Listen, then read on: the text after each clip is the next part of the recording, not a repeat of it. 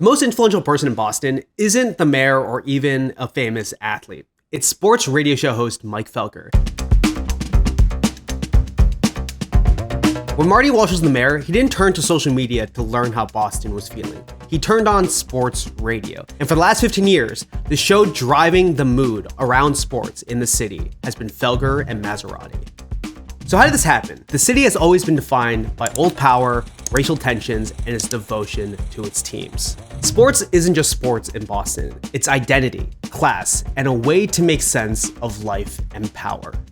Felger showed up in the 2000s and blew all of that up. Historically, a lot of Boston's biggest sports media personalities have been from the region, like Dan Shaughnessy, Steve Buckley, and Glenn Ordway. Felger arrived in Boston from Milwaukee to enroll at Boston University to study journalism. And as Felger started his career, the Boston sports teams could not stop winning.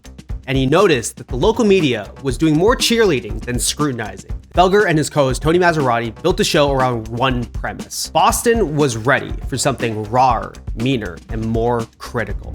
My blood boils when I listen to these press conferences. It's like, just ask a simple, direct question. Why do you think you lost? What happened?